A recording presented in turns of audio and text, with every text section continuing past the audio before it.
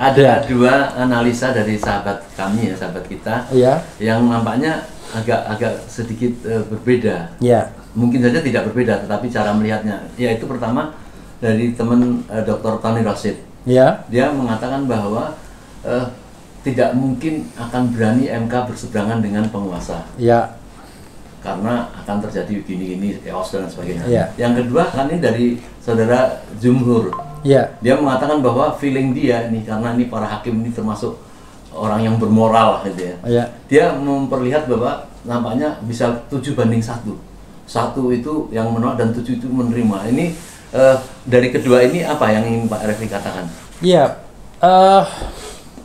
Saya tidak membaca persis tulisan mereka, terutama Tony Rashid. Biasanya Tony Rashid menyampaikan dalam tulisan biasanya. Tulisan. Kalau Jumhur biasanya menyampaikannya di dalam statement, lebih mudah. Nah, sebenarnya gini, banyak di antara teman kita yang mengemukakan pesimisme itu untuk nge MK agar MK kemudian mengatakan kami nggak seperti itu. Kan begitu? Jadi ini penakut dan lain sebagainya. Nah, sebaliknya ada yang mengatakan MK berani. Jadi ada dua arus yang sama dengan cara berbeda ingin mendorong MK menjadi orang-orang yang bermoral, berintegritas dan berani. Cuman ada caranya ngenyek, MK penakut, ada caranya mendorong, kamu berani, ya. MK dia anak kecil juga, Pak Jenderal. Saya tidak menganggap mereka orang dewasa dan negarawan karena mereka masih tengok kanan, tengok kiri. Saya sependapat itu. Iya, karena itu kita dorong terus untuk penguatan ini. Nah, jadi kata-kata Tony Rashid itu sebenarnya cara tadi ngenyek, tetapi dia berharap nyekan itu membuat MK berani. Gitu. Kalau Jumhur, saya senang itu optimisme yang luar biasa. Saya membayangkan kenapa dia 7-1. Saya bisa nilai mungkin 1 itu Guntur Hamzah. Guntur Hamzah itu, Profesor Guntur Hamzah itu adalah hakim konstitusi yang itu Ahsanul Sani. Yang bongkoan, ya, betul-betul menyerah kepada kekuasaan karena dia dipilih tidak melalui mekanisme yang benar. Kan untuk terpilih sebagai hakim konstitusi kan harus partisipatif, transparan, kemudian objektif dan akuntabel. Dia nggak ada buka pendaftaran langsung kamu mau jadi hakim konstitusi nggak, tiba-tiba berproses di Komisi 2 jadi hakim konstitusi dan dipecat Aswantonya.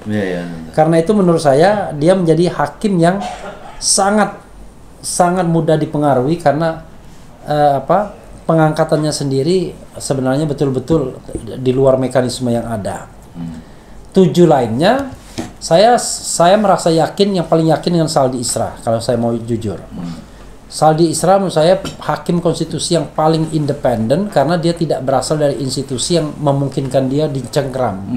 Dia kan dari perguruan tinggi, dan saya kira perguruan tinggi di Sumatera sana relatif jauh lebih independen kadang-kadang. Yang kedua, saya percaya sama Soehartoyo, rekan Saldi Isra yang satu ide menolak presidensial threshold. Hanya 2 orang ini yang menolak presidensial threshold. Sekarang jadi ketua dan wakil ketua MK. Termasuk menolak Gibran juga ya? Ya, dia termasuk menolak Gibran. Saldi juga menolak Gibran. 3, saya percaya pada Arief Hidayat karena 03 dilukai. Karena Arief Hidayat ini sebenarnya orientasi politiknya ke merah sesungguhnya. PDIP. Tapi pada putusan Gibran dia sangat vokal menolak itu.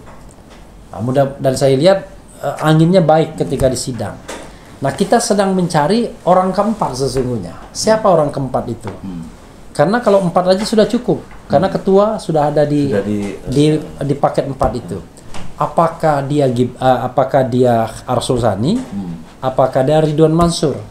Karena kalau Arsul Sani secara teoritis berasal dari P3 dia. Partai pendukung Megawati. Tapi jangan lupa dia P3 yang tersingkir. Track record beliau gimana? Track record beliau yang jelas, yang namanya, Anda masih bisa percaya sama politisi. Dia Jokower. Berat ya kan? Yang jelas Jokower dia. Ridwan Mansur tergantung apakah Soehartoyo lebih kuat mempengaruhi dia, apakah Paman Usman, sama-sama dari Mahkamah Agung kan. Eni Nurbaningsih sebenarnya banyak idenya sama dengan Saldi Isra, banyak dipengaruhi Saldi Isra, saling mempengaruhi lah. Tetapi dia adalah hakim konstitusi yang sangat khawatir, takut dengan Pratikno mungkin, Mensesnek. Saya sengaja ngomong ini biar satu alma mater. Ya, dan dia dari saku presiden kan, pasti Pratikno yang punya peranan mengegolkan dia.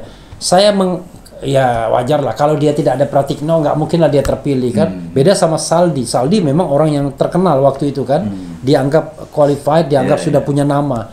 Eni oleh dia kepala BPHN, tapi beda kelasnya kan, maksudnya kan kita bicara kelas negarawan, bukan kelas ASN kan. Nah, sehingga menurut saya keterpilihannya itu sangat erat kaitannya dengan kebaikan Presiden Jokowi, ya.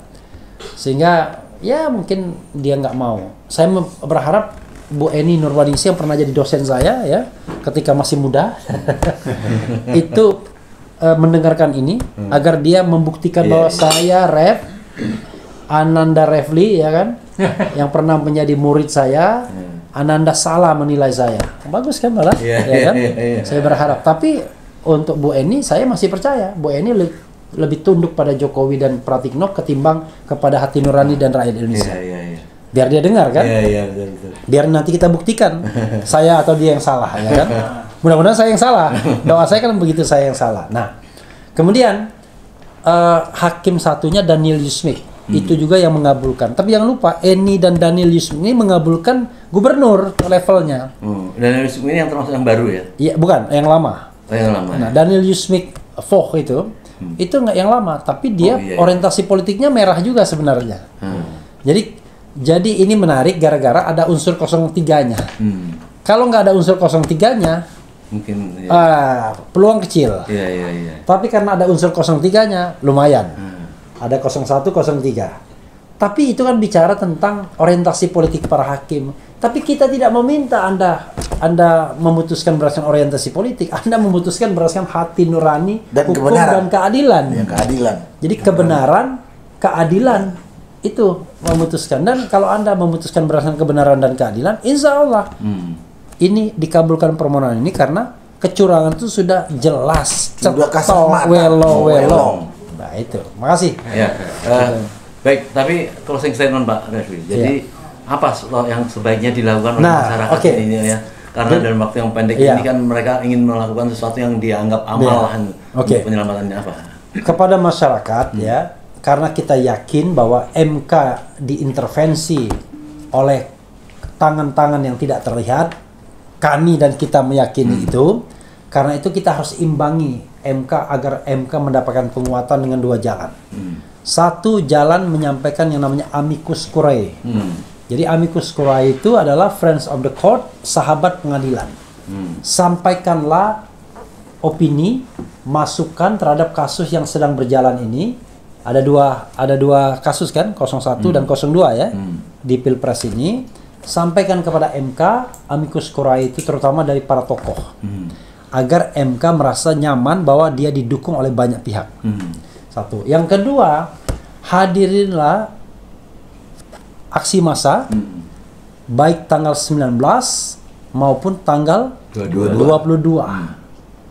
Nah, aksi massa itu sebenarnya kalau tanggal 22 nggak ada gunanya lagi. Nggak ada, Pak. Belum diumumkan kan? Iya, tetapi aksi massa 22 itu kalau dilakukan tanggal 1, jangan tanggal 1 dilakukan, jam 1. Karena kita tidak tahu pukul berapa diumumkannya putusan MK. Kita belum ada jadwal, belum saya tahu jadwalnya. Nah, tetapi amicus curiae itu harus segera hari ini, besoknya. Paling lambat Kamis sore, ya. Kamis sore amicus curiae harus disampaikan. Karena biasanya hakim itu Jumat sore udah pulang ke rumah masing-masing, baru datang Senin lagi. Artinya asumsinya dia sudah selesaikan PR-nya. Nah, dengan dua jalan itu mudah-mudahan hakim MK tidak goyang sana sini, tidak bengkok sana sini hatinya, dan yakin bahwa inilah sejarah MK bisa membatalkan hasil Pilpres yang selama ini hanya sekedar catatan-catatan saja yang nggak ada gunanya, karena pada Pilpres berikutnya curang lagi. Gitu, Om Lim. Terima kasih Pak Refli, ini sangat berguna sekali karena saya berharap ini bisa segera sampai kepada masyarakat sehingga mereka langkah-langkahnya itu terarah lah, terukur.